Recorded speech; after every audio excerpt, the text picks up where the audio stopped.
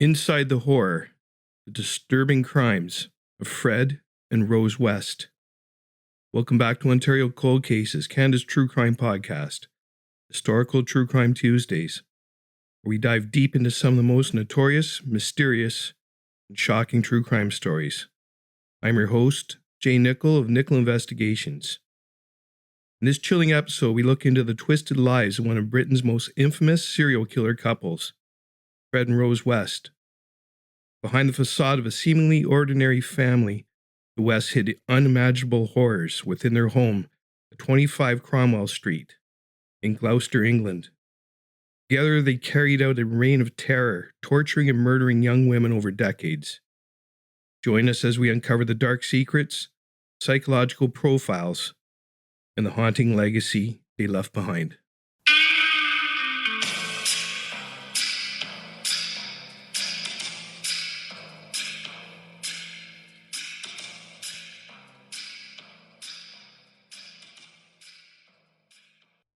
Twisted husband and wife duo tortured and murdered victims for 20 years, including daughter Heather, whose remains were found under the family's patio. The shoddy home at 25 Cromwell contained enough horrific scenes to pack a lifetime of nocturnal terrors. The walls were the epitome of a stationary object omerta, keeping the lid on crimes so vile they remained stomach-churning 3 decades after they were first discovered. This was the abode of a British couple, Fred and Rose West, their twisted domain. Search was triggered by a dog detective's gut feeling that Fred and Rose were hiding something unspeakable. And there was also a family joke by their children. The missing big sister, Heather, 16, was under the patio. The detective was finally able to convince his superiors in Gloucester and southwest England to dig. They began searching on February 24th, 1994. Fred West looked on nervously from an upstairs window. Cops would discover much more than his daughter's remains. And at 5 p.m. the next day, Fred admitted killing his daughter and burying her underneath the patio. Rose was also arrested. Heather West's remains were discovered the next day, along with another human bone. Investigators continued digging up the backyard and tearing apart the house. There would be a total of 9 bodies, with more suspected victims.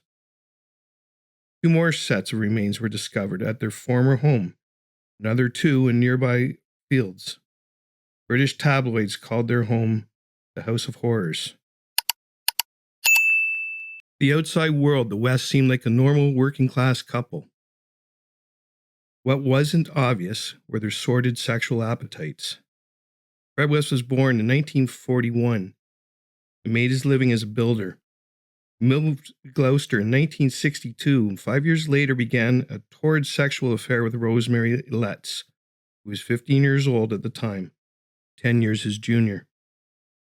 In Rose, hypersex Fred found his match for doubles and deviants.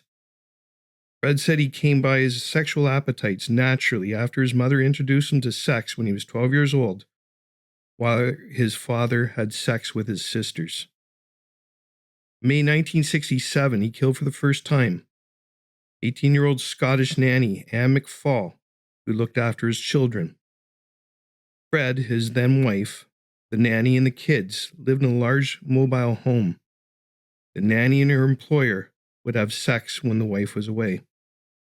His first wife vanished in 1969. Hovering in the background was Rose, Britain's most prolific female serial killer. She was born in a dysfunctional home, and her schizophrenic father repeatedly sexually abused her. She met Fred at a bus stop. No one is born evil. Rose West certainly became that way, criminologist Dr. Jane Carter Woodrow told Metro UK. Fred West had a very similar background to Rosie, but even more extreme.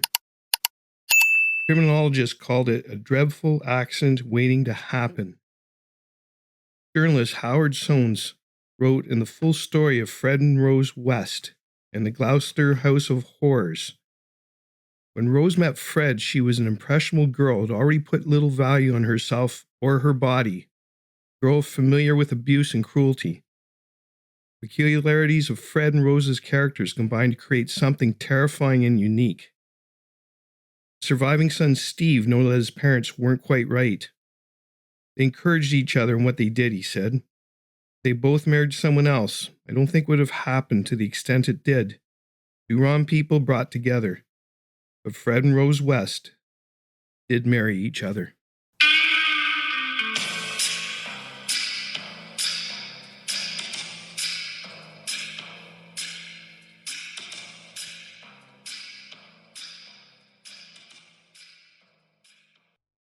Between 1967 and 1987, the Wests raped, tortured, and murdered a large number of young women and girls. In addition, the demented duo engaged in taboo sexual practices with teens they invited into their house at 25 Cromwell and their own children.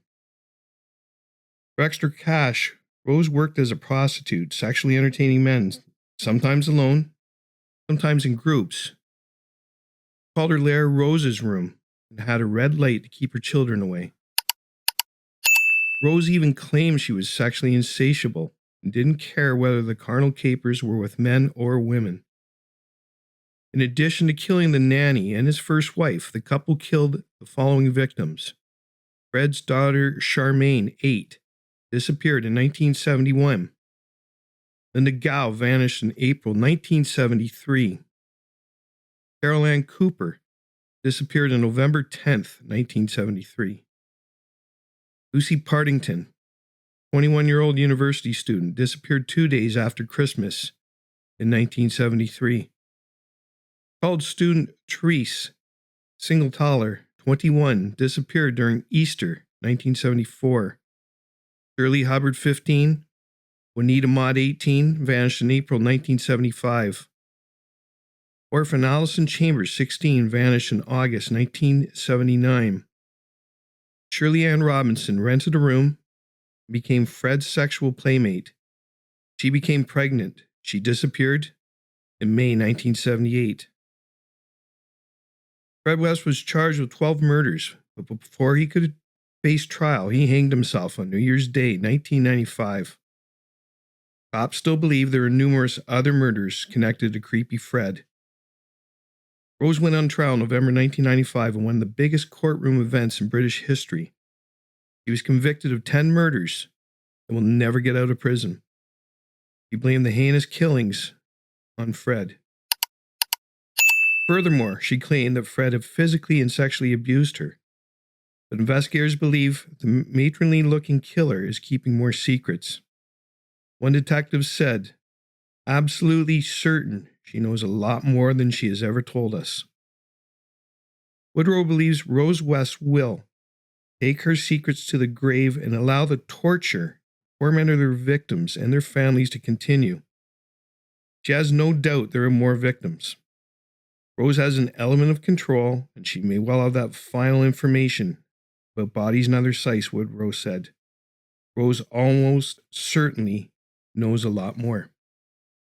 If you enjoyed this episode, be sure to subscribe to Ontario Cold Cases and leave us a review.